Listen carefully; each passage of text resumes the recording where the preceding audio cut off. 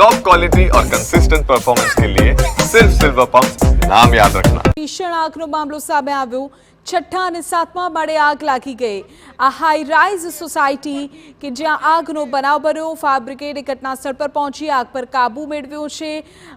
કેટલાક લોકોનું રેસ્ક્યુ કરવામાં આવ્યું છે। 3 લોકોના મોતની પોલીસે પુષ્ટિ કરી છે, જેમાં 2 સ્થાનિક રહેવાસીઓ અને 1 ફાયર બ્રિગેડના જવાન હોવાની આશંકા છે। હાઇડ્રોલિક લિફ્ટથી લોકોને નીચે ઉતારવાની કામગીરી કરવામાં આવી। કેટલાક જ્વેલર્સના માલિકો, નામાંકિત ડોક્ટર્સ આ બિલ્ડિંગમાં રહે છે। ખૂબ હાઈ પ્રોફાઇલ આ સોસાયટી છે। રાજકોટના 150 ફૂટ રિંગ રોડ પર આવેલું એટલાન્ટિસ બિલ્ડિંગ કે જ્યાં 5મા અને 6ઠ્ઠા માળે આગ લાગી। 3 લોકોના મોત થયા હોવાનું પોલીસ કહી રહી છે। પોલીસ, ફાયર વિભાગ, એમ્બ્યુલન્સ સાથે બચાવ કામગીરી ત્યાં સતત થતી જોવા મળી। આપણે કહી દઈએ કે હાઇડ્રોલિક લિફ્ટ મારફતે ઉપરના માળેથી લોકોને નીચે ઉતારવામાં આવ્યા। રાજકોટના નામાંકિત લોકો આ બિલ્ડિંગમાં રહે છે। અમારા સંવાદદાતા મોહિત ભટ્ટ આ બાબતે વધુ માહિતી આપી રહ્યા છે। મોહિત, અત્યારે શું સ્થિતિ છે? પરિસ્થિતિ ત્યાં કાબૂમાં છે? તમામ લોકો ફસાયેલા હતા તેઓનું રેસ્ક્યુ થઈ ગયું છે?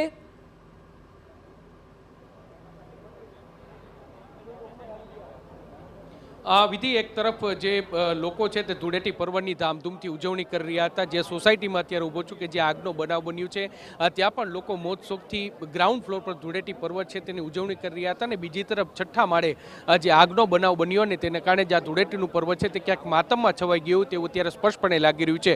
પ્રાથમિક રીતે જે વિગત મળી છે તે પ્રમાણે 9 થી 10 વાગ્યાની વચ્ચે છઠ્ઠા માળે આ આગ છે તે આગનો બનાવ છે તે બન્યો હતો। અને ત્યારબાદ જે છઠ્ઠા માળથી ઉપરના એટલે કે 10 માળ સુધીના લોકો છે તેમને બહાર નીકળવું મુશ્કેલ છે તે પડી ગયું હતું। અને તેને કારણે જ તાત્કાલિક ફાયર બ્રિગેડની મદદ છે તે લેવામાં આવી હતી અને હાઇડ્રોલિક લિફ્ટની મદદથી તમામ લોકોનું રેસ્ક્યુ છે તે કરવામાં આવ્યું હતું। પ્રાથમિક રીતે જે માહિતી મળી રહી છે તે પ્રમાણે કુલ 3 લોકોના આ દુર્ઘટનામાં મોત થયા હોય તેવું પ્રાથમિક રીતે સામે આવ્યું છે। અને જેવા 6 થી 7 લોકો હજી પણ ગંભીર રીતે ઇજાગ્રસ્ત છે। હાલમાં જે રેસ્ક્યુ ઓપરેશન છે તે પૂર્ણ થઈ ગયું છે। આપને હું દ્રશ્યો બતાવવા માંગીશ કે ફ્લેટની ઉપર જેટલા પણ લોકો ફસાયેલા હતા તે તમામ લોકોને રેસ્ક્યુ કરીને બહાર છે તે કાઢી લેવામાં આવ્યા છે। તેઓ જે તમામ જે ફ્લેટ છે તે ફ્લેટ અત્યારે ખાલી કરી દેવામાં આવી છે। અને હાલમાં જે ફાયર બ્રિગેડના જવાનો છે તેમના દ્વારા જે પહેલા માળથી 10મા માળ સુધી સર્ચ ઓપરેશન છે તે કરવામાં આવી રહ્યું છે કે કોઈ વ્યક્તિ અંદર ફસાયેલા નથી ને આ તમામ પ્રકારની વિગતો છે તે લેવામાં આવી રહી છે। બીજી તરફ જે રીતે માહિતી મળી રહી છે તે પ્રમાણે છઠ્ઠા માળે કોઈ કામગીરી છે તે ચાલી રહી હતી અને તેમાં જે ઇલેક્ટ્રિક વિભાગ આવેલું છે તે ઇલેક્ટ્રિક વિભાગમાં કોઈ શોર્ટ સર્કિટ થઈ અને એ શોર્ટ સર્કિટ થયા બાદ આ આગનો બનાવ છે તે બન્યો હતો, જેમાં 3 લોકોના દુર્ભાગ્યપૂર્ણ રીતે મોત છે તે નીપજ્યા છે, જ્યારે 6 લોકો છે તે ઇજાગ્રસ્ત છે। હાલમાં પોલીસના ઉચ્ચ અધિકારીઓ છે, આ સ્થાનિક આગેવાનો છે અને જે ફાયર બ્રિગેડના જવાનો છે તે તમામ પહોંચી ગયા છે અને તેમના દ્વારા જે પરિસ્થિતિ છે તેની સમીક્ષા છે તે કરવામાં આવી છે। હાલમાં રેસ્ક્યુ ઓપરેશન છે તે પૂર્ણ થઈ ગયું છે અને ફાયર બ્રિગેડના જે જાબાઝ જવાનો કે જે પોતાના જીવના જોખમે તેમને આ કામગીરી કરી છે તે તમામ લોકો છે તેની પછી તમે શું કહેશો? સૌથી પહેલા તમે ઉપર પહોંચ્યા હતા, એ કઈ રીતની કામગીરી છે તે કરવામાં આવી? ઉપર ધુમાડો બહુ જ હતો એટલે માણસોને ડાયરેક્ટ નીચે ઉતારીને કાઢવામાં આવ્યા। અંદર હતા એ બધાને નીચે ઉતારી લેવામાં આવ્યા। કેટલા ફાયર બ્રિગેડના કેટલા જવાનો છે તે તમે આ કામગીરીમાં જોડાયા હતા અને ઉપરની પરિસ્થિતિ શું હતી? ઉપરની પરિસ્થિતિ ધુમાડો બહુ હતો, આગ ઓછી હતી, ધુમાડો બહુ હતો એટલે બધા માણસો મૂંઝાઈ ગયા હતા। 2 જણા બારી ખોલવા જતા પડી ગયા અને ઉલટી કરી ગયા હતા અને એમને પણ નીચે ઉતારી લીધા, સેફથી બધા થઈ ગયા છે। બરાબર, કેટલા લોકો ફસાયેલા હતા ઉપર? પાણી પીવા દો હમણાં આવ્યા। સ્પષ્ટપણે જે તમામ જે ફાયર બ્રિગેડના એ જાબાઝ જવાનો છે કે જેઓ આ કામગીરી છે તેમાં જોડાયા હતા, પોતાના જીવના જોખમે તેઓએ આ રેસ્ક્યુ ઓપરેશન છે તે પાર પાડ્યું છે। ઉપરથી લગભગ જે 30 થી 40 લોકો જે ફસાયેલ હતા તે તમામ લોકોને બહાર છે તે કાઢવામાં આવ્યા છે અને હાલમાં જે રેસ્ક્યુ ઓપરેશન છે તે પૂર્ણ થયું છે। જે 3 લોકો છે તે મોતને ભેટ્યા છે, તેમાં જે પ્રાથમિક રીતે જે માહિતી મળી રહી છે તે પ્રમાણે 1 ફાયર બ્રિગેડનો જવાન હોય તેવી આશંકા છે તે અત્યારે મળી ગયા છે। આવી ગયા ફાયરમાંથી છો આપ?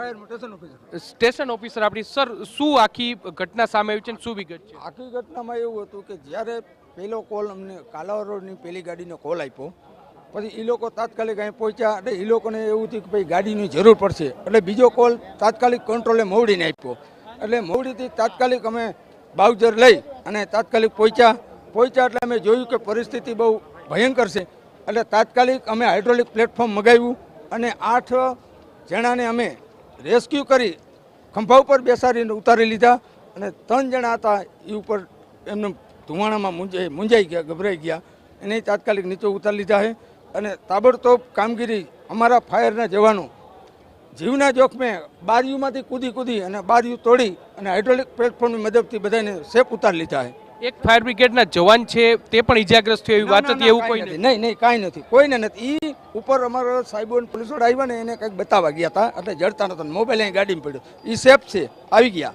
સ્પષ્ટપણે વિધિ અત્યાર સુધીના સૌથી મોટા સમાચાર કે જે 3 લોકો ગંભીર રીતે ઇજાગ્રસ્ત થયા હતા, 3 લોકોના જે મોતની વાત આવી હતી તેમાં એક ફાયર બ્રિગેડનો જવાન હોય તેવી વાત હતી, પરંતુ ફાયર બ્રિગેડના જવાન છે તે તમામ જવાનો છે તે સુરક્ષિત હોવાનું પ્રાથમિક રીતે અત્યારે સામે આવ્યું છે. ગંભીર પ્રકારનો બનાવ છે. જોકે જે ફાયરના અધિકારીઓ છે, કર્મચારીઓ છે, તેઓ પોતાના જીવના જોખમે ગણતરીની સેકન્ડોમાં, મિનિટોમાં અહીં પહોંચ્યા હતા અને તેને કારણે જે એક મોટી દુર્ઘટના છે તે ટળી હોય તેવું અત્યારે લાગી રહ્યું છે. ધુવાળો છે તે ખૂબ જ વધારે હતો અને તેને કારણે જ અફરાતફરીનો માહોલ છે તે સર્જાયો હતો. પ્રાથમિક રીતે જે સિવિલ હોસ્પિટલથી માહિતી સામે આવી છે તેમાં જે 6થા માળે જે ફ્લેટ હતો તે ફ્લેટમાં કોઈ કામગીરી ચાલી રહી હતી અને ત્યાં જ આ વધારે ધુવાળો છે તે જોવા મળ્યો હતો અને તેમાં જે લોકો હતા તેઓ ગંભીર રીતે ઇજાગ્રસ્ત થયા હોય અથવા તો તેમના મોત થયા હોય તેવું પ્રાથમિક રીતે માહિતી સામે આવી છે. અત્યારે તમામ જે રાજકોટ મહાનગરપાલિકાનો સ્ટાફ હોય, વહીવટી વિભાગ હોય, પોલીસ વિભાગ હોય, તમામ લોકો અત્યારે સિવિલ હોસ્પિટલ પહોંચ્યા છે અને તેમના દ્વારા સ્થિતિની સમીક્ષા છે તે કરવામાં આવી રહી છે. પ્રાથમિક રીતે શોર્ટ સર્કિટના કારણે આ દુર્ઘટના થઈ હોય તેવું અત્યારે લાગી રહ્યું છે. હવે આગળની તપાસમાં શું બહાર આવે છે તે પણ જોવાનું સૌથી મહત્વનું રહેશે. જી ઓકે મોહિત, તો અમારા સંવાદદાતા જે પ્રકારે જાણકારી આપી રહ્યા છે કે અત્યારે રેસ્ક્યુ ઓપરેશન પૂર્ણ થયું છે, આગ પર કાબુ મેળવી લેવાયો છે. 3 લોકોના મોતની પુષ્ટિ પોલીસે કરી છે, જેમાં અત્યાર સુધી એવી વિગતો વ્યક્ત થઈ રહી હતી કે એક ફાયરના જવાનનું પણ તેમાં નામ સામેલ હોઈ શકે. જો કે અત્યારે એવી સ્પષ્ટતા થઈ છે કે ફાયરના તમામ જવાનો સુરક્ષિત છે.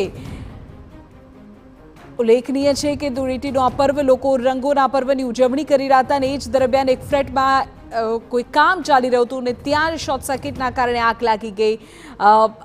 જે 2 ફ્લોર છે તે આગની ધુમાડાના કારણે ત્યાંથી લોકો બહાર નીકળી ન શક્યા અને આ પરિસ્થિતિમાં તેઓ મુકાવો પડ્યો.